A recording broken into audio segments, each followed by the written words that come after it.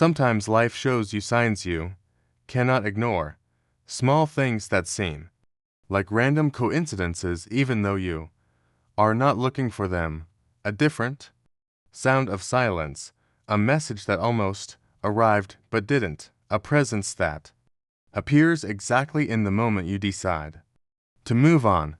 There is a very specific moment in every process of a deep connection in which on the surface nothing seems to have changed, yet inside everything has shifted. You have probably been feeling a restlessness for days or maybe weeks. A restlessness that is not fear but a strange certainty. It is as if the density of the air around you has changed, as if memories, sensations, or the unexpected presence of someone who is not physically there suddenly come to you. I want you to take a moment to breathe and listen to what your heart has been telling you for a long time, even if your mind tries to drown it out, because what you are about to hear is not fantasy and not a nice coincidence. What you perceive is real. That slight pressure in your chest, that different vibration is neither imagination nor a desperate wish for things to be different. It is confirmation that the invisible thread between two consciousnesses has tightened. Today I want to talk to you about the person who, although they tried to hold it back, feels something they can no longer hide, not even from themselves. The real fear of losing you. This is not the neurotic fear of the ego that wants to possess. It is something much deeper and more primal. When someone who carries your energy in their soul senses that they are truly losing you, something awakens within them. It is an abrupt, uncomfortable, and unwelcome awakening. For a long time, this person may have moved through life with the arrogant certainty that you would always be there, available, waiting, keeping the candle burning, while they decided whether it was safe to come closer. But energetic dynamics are not static. In the moment you change, the moment your energy stopped waiting, you sent a shock wave through the connection that reached the center of their reality.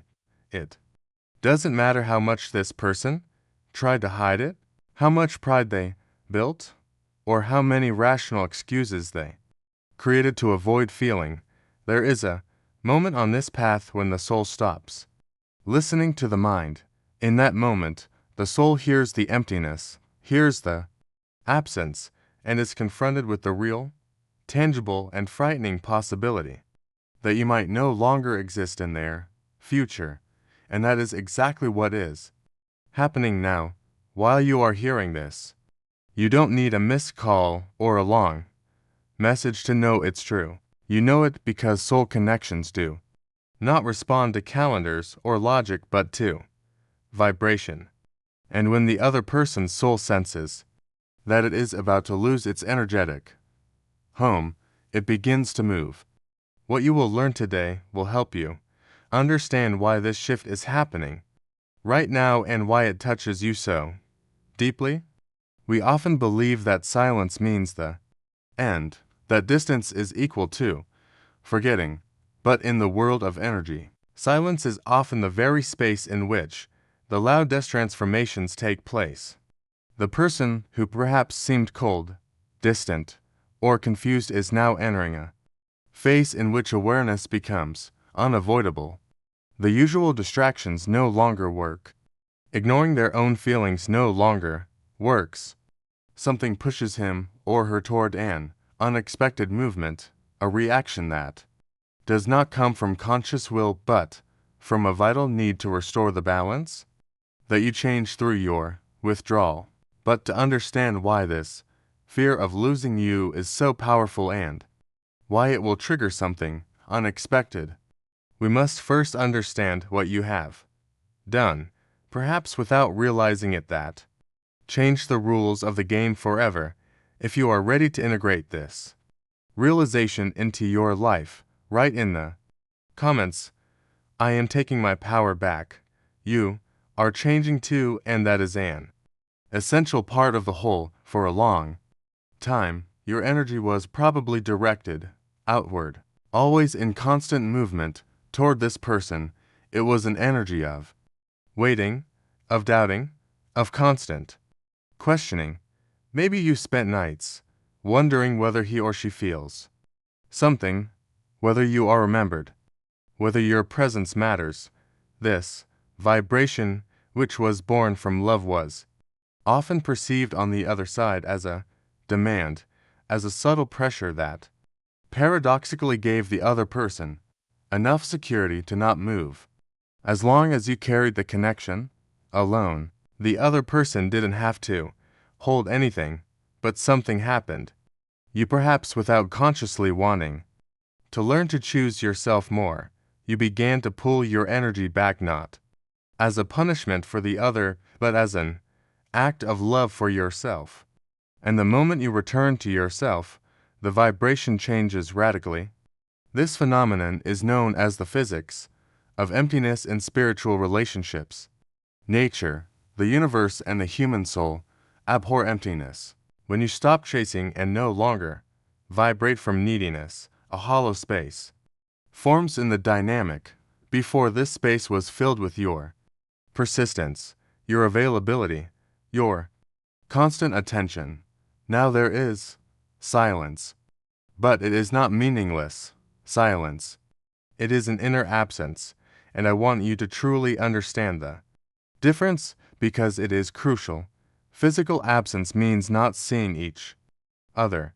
Inner absence arises when you are no longer dependent on his or her validation. It is the moment when you let go mentally and emotionally and focus on your own center.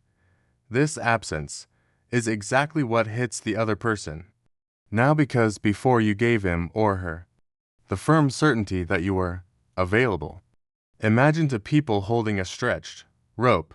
If you always pull, the other only has to resist or drift, but doesn't have to make any effort to hold it. The moment you let go of the rope to take care of your own hands, the other person loses balance. They stumble, feel the missing support, and this missing support becomes a mirror of their own truth. Without your constant energy that fed their ego or sense of security, this person is forced to generate their own energy to face their own loneliness and to ask themselves why the world suddenly feels colder. He or she feels that your energy has realigned, that your heart no longer gives itself away as it once did, and that shakes more than any physical distance. Emotional absence is much stronger than verbal silence. A person can get used to you not writing, can get used to pauses, but not to no longer having the same special place in your inner world. At this point, the law of balance takes effect. By withdrawing your attention, you stop pushing, and when you stop pushing, the other stops running. There is nothing left for them to defend against, and when the protective wall falls, he or she is confronted with their own feelings. It is as if life says, now, yes, now you are ready for what belongs to you to move. But this movement arises from discomfort. The emptiness you left behind demands to be filled, and since you are no longer willing to fill it with breadcrumbs or one-sided effort, only one person remains to fill it, he or she. That is why you feel this restlessness now. That is why you feel that his energy is looking for you, even if he says nothing. Inside he is unsettled. He looks at things he previously ignored, thinks about what he once took for granted. Your energetic withdrawal did not cut the connection.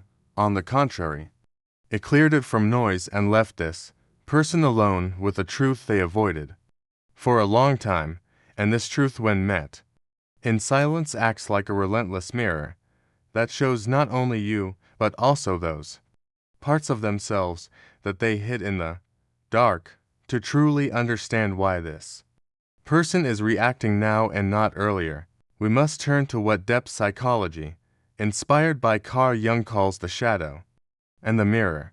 Every person carries a shadow within themselves, an invisible sack in which we store everything we do not want to acknowledge about ourselves.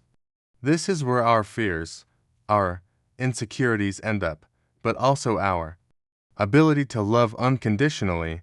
If we were hurt in the past, when this person withdrew, made excuses, or acted cold, they were not really reacting to you, but to their own shadow. The fear of losing you is now emerging to reveal something that has always been there, but was hidden behind old wounds and defense mechanisms.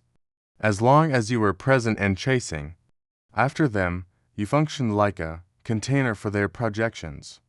If there was a fear of closeness, they could convince themselves that you were too intense or that the timing was wrong.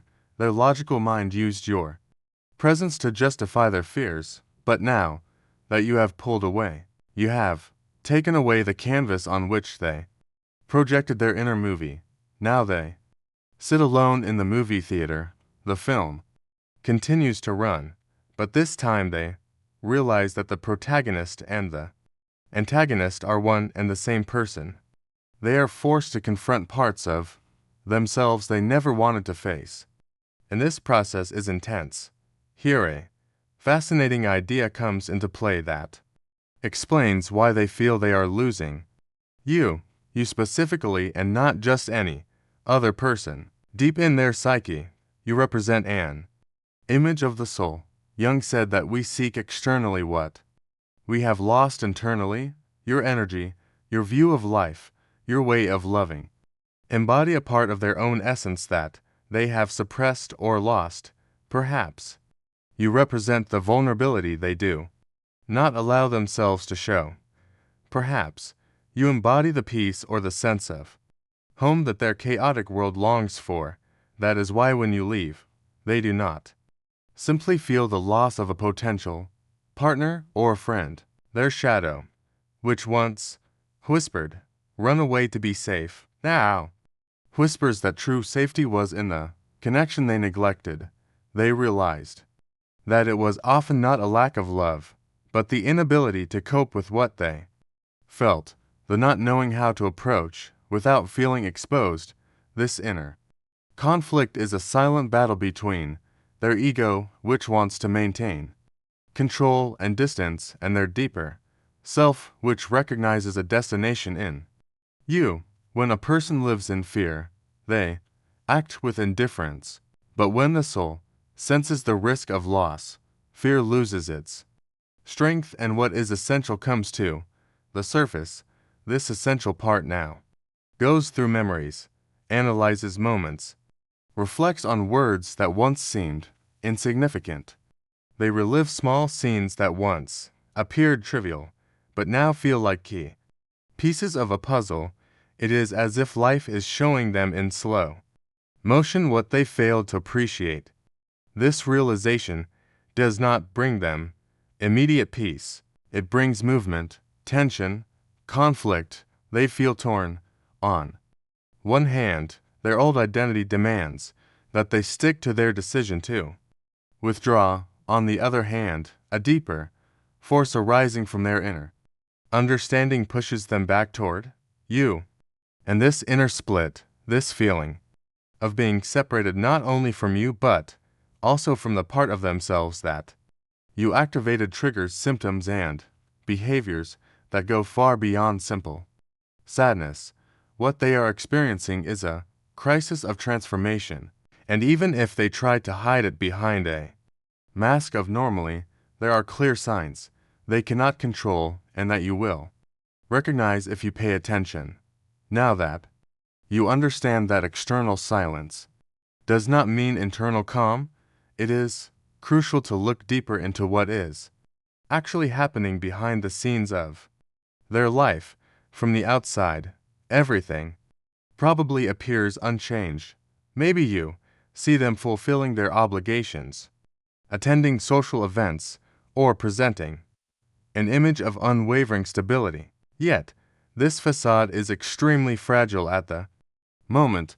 What they are experiencing internally is real mental and emotional chaos expressed through very specific symptoms. This person who may have long fled from their emotions is now discovering that you cannot run away from something you carry within yourself. The restlessness we mentioned is no longer just a mild irritation, it has become a constant presence, disrupting their biological rhythms and inner peace. One of the clearest and most universal symptoms of this awakening through the fear of loss is the change in sleep. It is very likely that this person is suffering from episodes of insomnia or even more revealing. They suddenly wake in the early dawn hours, often between 3 and 4 o'clock. In many spiritual and psychological traditions, this time is considered the phase when the barrier between the ego and the conscious mind is thinnest. When logical defense mechanisms sleep, the soul and subconscious take control and begin to shout what is silenced during the day. They wake with a pressure on the chest with a diffuse fear that cannot be linked to any professional or family problem, but has a purely emotional origin. In these moments of darkness and silence, their thoughts inevitably wander to you. They can no longer distract themselves with the noise of the world, and exactly there, the magnitude of your absence feels like a real physical weight. The soul and subconscious take control and begin to shout what is silenced during the day. They wake with a pressure on the chest with a diffuse fear that cannot be linked to any professional or family problem, but has a purely emotional origin. In these moments of darkness and silence, their thoughts inevitably wander to you.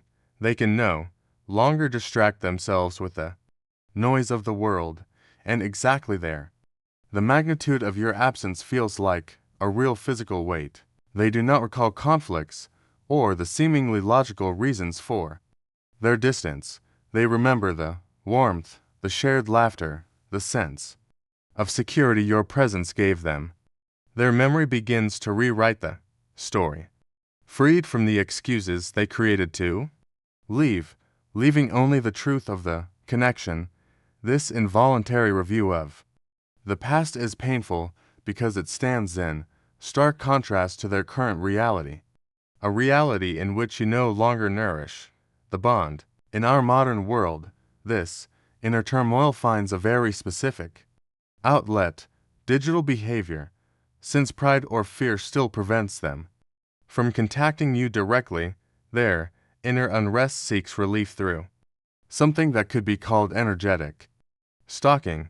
It is very likely that you have noticed, or at least sensed, that this person is following your steps in the digital world almost obsessively. They do not interact, leave no visible traces such as likes or comments, because that would mean showing themselves and admitting that you matter. But they observe. They watch your stories, check if you are online, reread old conversations, hoping to receive a bit of your energy to soothe their emotional withdrawal syndrome. This behavior on social media is not simple curiosity, it is a compulsion to reassure himself that you still exist in his orbit, even if only on the edge. Leave no visible when he sees that you post content in which you shine, appear calm, or simply follow your path. He feels a mix of relief and fear. Relief because you are still there, and fear because you are doing well without him having to intervene. This silent observation is his way of drinking a little from the connection without paying the price of vulnerability. Yet paradoxically, it only intensifies his hunger. Seeing you without being able to feel you makes the emptiness even deeper. He looks for signs that you still expect him, but when he senses your new independent vibration, his fear shoots upward. He is once again forced to face the reality that his time is coming to an end. This inner turbulence becomes so strong that it begins to spill over his individual boundary Energy behaves like water. When it becomes blocked and moves strongly, it seeks a way out, and since the physical communication channel between you is blocked, all this emotional charge, this unspoken pain and this longing for closeness begin to move through the invisible channels that have always existed between you. Here you stop being only the observer of his process and begin to feel the consequences of his awakening in your own body. For in a connection of this depth, the boundaries between what one feels and what the other feels become blurred. Phenomena arise that the logical mind cannot explain, but the heart recognizes. Instantly, we now enter one of the most fascinating and mysterious aspects of deep connections. To understand what is happening to you these days, we must remember that although you appear physically like two separate beings, on a deeper level, your psyche share a common territory. Carl Jung called this the collective unconscious in a broad sense, but between two people whose souls have marked each other, a shared unconscious is created. And imagine that there is an underground lake connecting both of your wells. When one of you throws a stone into it, the waves inevitably reach the other shore. It does not matter how great the physical distance is, how many phone blockages exist, or how many kilometers of land or sea lie between you. The water is the same and the vibration is transmitted instantly. It is very likely that you have recently experienced sudden mood swings for which there is no logical cause in your daily life. Perhaps you had an entirely calm day, was centered, felt peace, and suddenly a deep sadness came over you, or you felt an inexplicable fear in your stomach, a lump in your throat, or, on the contrary, a wave of love and euphoria for no apparent reason. I want you to know, in most cases, these feelings are not yours. You act like an antenna receiving the emotional storm of the other person. This sudden sadness is his pain about what he has lost. This fear is his worrying that it is too late. This wave of love is the moment when his defenses drop and he misses you with full force for an instant. This phenomenon of emotional telepathy is the strongest proof that the bond continues to live. The invisible red thread between you has not been broken. In fact, now that you have stopped chasing, it transmits pure information from one to the other, and life itself confirms it through what we call synchronicities. The universe begins to act like a mirror of the inner state of the connection. Suddenly, his name appears in unexpected places. You hear a song with special meaning, exactly in the moment you thought of letting go. You look at the clock and see repeating numbers like 1111 or 222, small signs of cosmic order showing you that you are in resonance, that the process is active, and that you are not imagining things. Even the dream world becomes a place of encounter. During the day, this person's ego struggles to maintain control, build walls, and rationalize the distance. But in sleep, the ego switches off and the soul becomes free. It is very common that in this phase, you begin to dream of him or her with extraordinary vividness, dreams that feel more real than reality itself. In these nightly encounters, communication is often clear and fluid. There are hugs, apologies, and unmistakable messages. These are not simply wishes of your mind. They are real encounters on the astral level, where both are already negotiating the energy of reunion before it manifests in the physical life. It is as if your souls coordinate while your human personalities are still working on aligning themselves. I want to pause here briefly and invite you to connect with your own recent experiences. If in the last days you felt the intrusion of emotions that do not belong to you. If you saw his name everywhere, or had dreams that gave you peace and certainty upon waking, then feel free to share it in the comments. Just write, "I perceive it," or briefly describe the sign you received. By doing so, you not only confirm to your intuition that it is correct, but also help create an energetic field in which we all understand that we are not imagining things. We are deeply connected to an invisible but tangible reality. All these signals, both inner and outer, have only one purpose: to prepare you. They do not happen to torment you with the memory of someone who is not present, but to make you aware that the accumulated energy is reaching a critical point.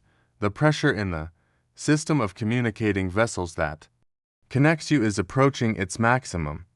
The resistance that this person has maintained for so long is being eroded by the force of his own feelings and the undeniable truth of the connection.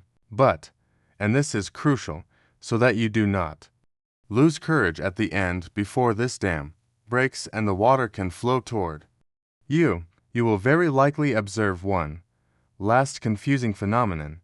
Just before dawn, the night is darkest, and just before a person surrenders to love, the ego delivers its last, fiercest, and most deceptive battle.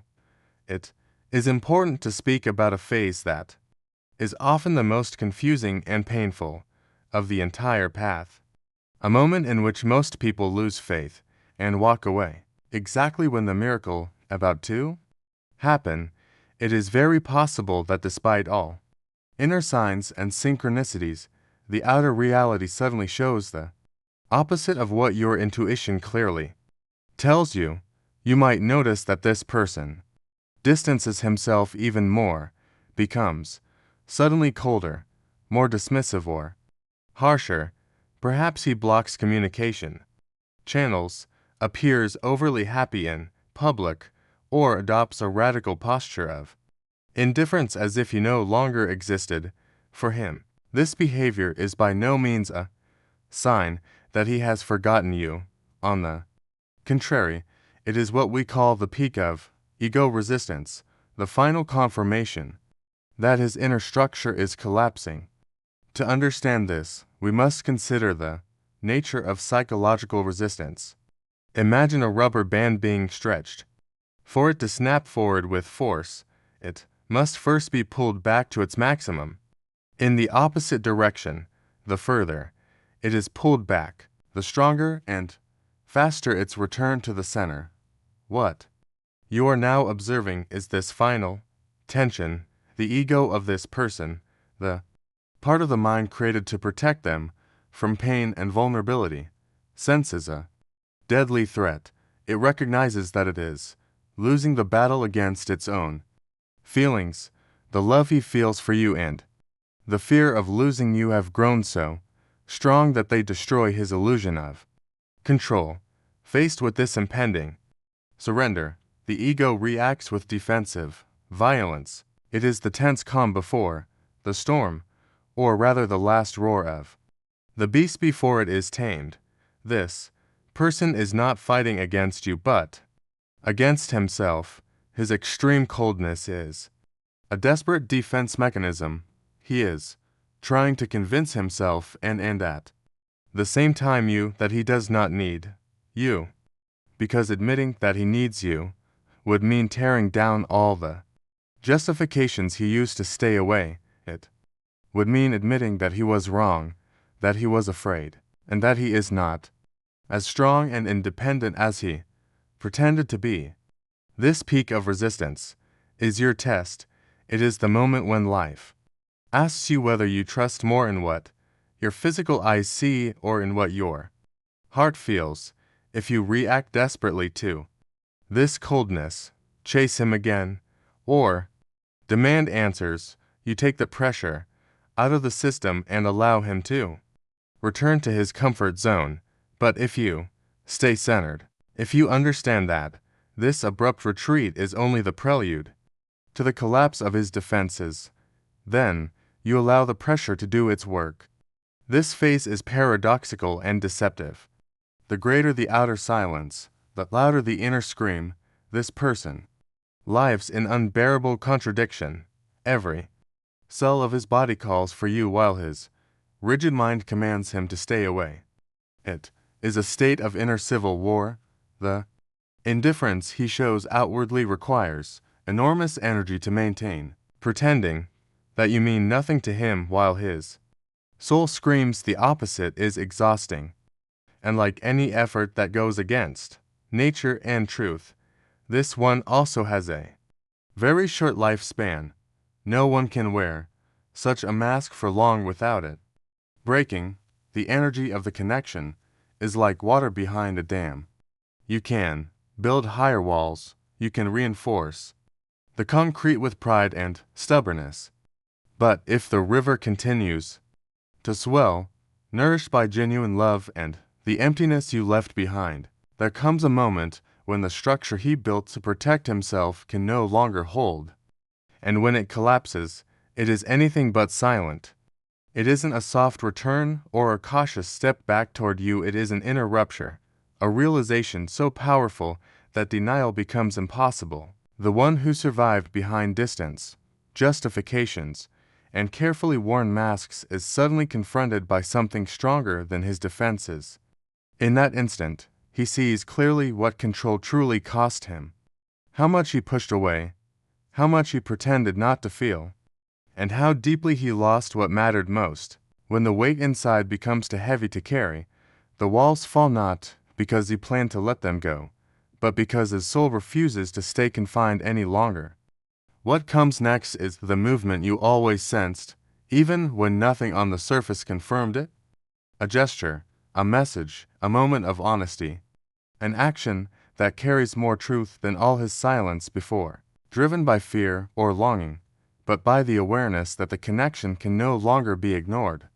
The truth has reached him, and that truth draws him back not with confusion, but with a calm certainty, a knowing that with you, his soul finally has space to breathe again.